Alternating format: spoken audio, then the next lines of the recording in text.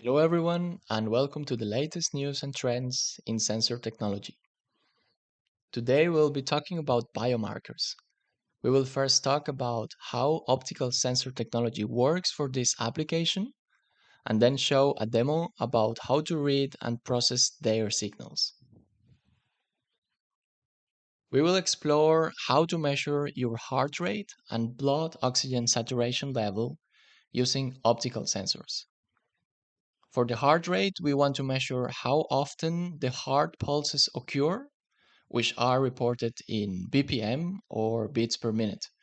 To put it in context, a usual heart rate is expected between 60 to 100 BPMs.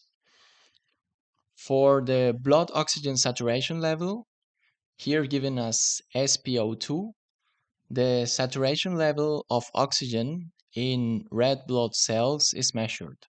A usual SpO2 is expected between 95 to 100%. To get familiar with the topic, let's see to the right a medical device you probably already know. It is called a fingertip pulse oximeter. It shows both the heart rate and the SpO2. To the left, you see an image to explain how it works. The device has two light emitters or LEDs at the top, one for infrared light and another one for red light. It also has photodetectors at the bottom. As a reminder, light can be either reflected, absorbed, or transmitted through an object. This principle here consists of measuring the transmitted light. In fact, multiple configurations are possible for this optical technology called PPG. To the left, for example, you see a configuration where the LEDs and the photodetector are located on the same side. The principle here consists of measuring the reflected light. To the right, you can see it in more detail. The red and infrared LEDs emit light at different wavelengths, 660 nanometers for red light and 880 nanometers for infrared light. The light rays are reflected by the finger, which is made of bones, muscles, tissues, and blood vessels. The blood flows in pulses from the heart to the extremities, including our fingers, of course. To the left, you see the case when the artery pulse wave has not arrived yet to the point of measurement. So there is not much blood in the artery, and as a consequence, not much light can be absorbed. This means that more light is reflected and detected by the photodetector. To the right, you see the opposite case, when the artery pulse wave arrives to the point of measurement. Here, the blood amount is at its maximum, absorbing as much light as possible. This means that less light is reflected and detected by the photodetector. So, in short, when the pulse wave arrives, the light detection shows a local minimum, and when the pulse wave leaves, the light detection shows a local maximum. Now let's talk about how to put this into practice. For today's demo, I used these components. To the left, an ESP32 for data acquisition and transmission, and to the right, an optical sensor MAX30102 from Maxim Integrated. Next, we'll see the sensor in more detail. I just want to highlight that the sensor includes the red and infrared LEDs, as well as the photodiode for the light detection. The sensor communicates using the I2C or I squared protocol to the host, which in our case is the ESP32.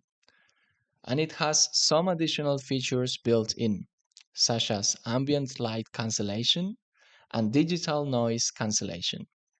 It also has an 18-bit ADC or analog to digital converter and a 32 deep data FIFO. Now you see how to set it up. Basically, I'm using a breadboard and 4 jumper wires to connect the sensor to the ESP32. The wiring consists of the 3.3-volt supply, the ground, and the SDA and SCL pins, which are required for the I2C communication. To test it, it's very simple. I just place my finger on top of the sensor and try not to move too much. Before we see some real data, let's have a look at what to expect. The signal is composed of two main parts. First, the DC part is the one that is constant over time and is attributed to the venous blood, bones, muscles, tissues, and all what is fixed. Second, the AC part is the one that is changing over time, mainly in the arterial blood because of the heart pulses. Next, let's start the signal processing section. To the left, you see the red light signal over time. This is the raw data. I think you can agree with me that there is not much to see. It seems to be a constant line. So we need to zoom in, as in the right image, to see the AC part of the signal only. There you can start to see the pulses. The reason why we need to zoom in that much is that the AC part is very small compared to the DC part of the signal. This makes sense because the AC part varies only with the arterial blood, which is very small compared to the rest of the finger, including bones, muscles, tissues, and so on. So, as part of the signal processing, we want to remove the DC part from the raw signal. To do that, I calculated the mean of the raw signal and subtracted it to further analyze the AC part of the signal only. You probably also noticed that the AC signal has a drift over time, or a trend if you prefer. This is because the signal is affected by many external factors, and also by how you move and even by how you breathe.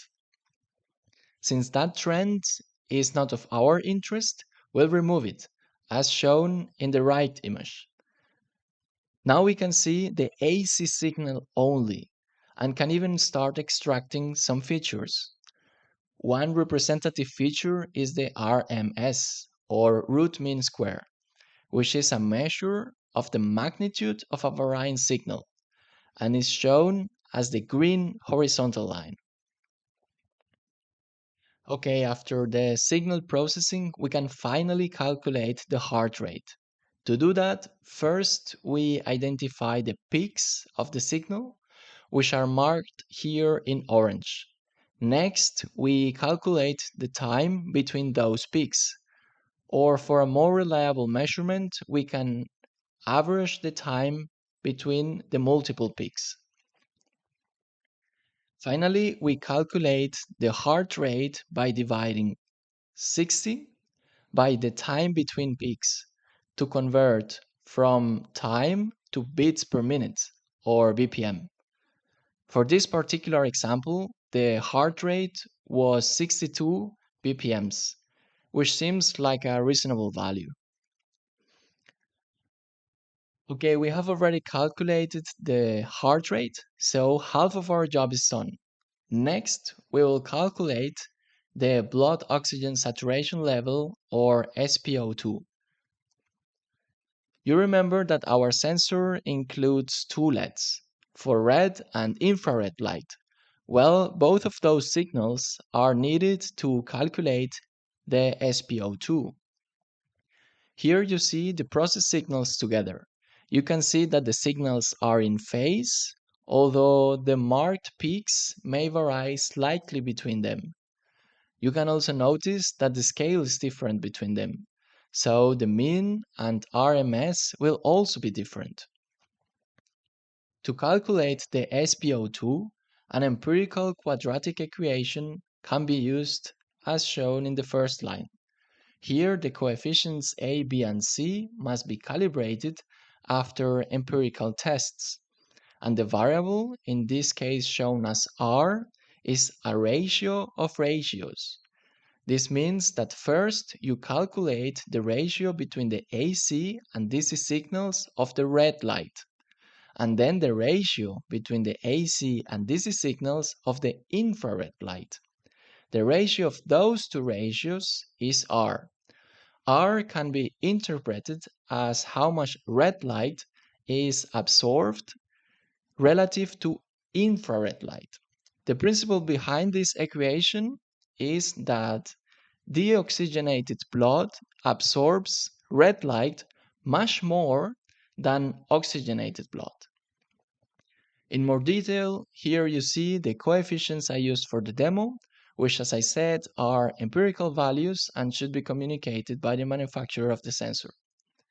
And in this case, if you're wondering how can the AC and DC signals be estimated, for the AC signal, the RMS is used, and for the DC signal, the min is used.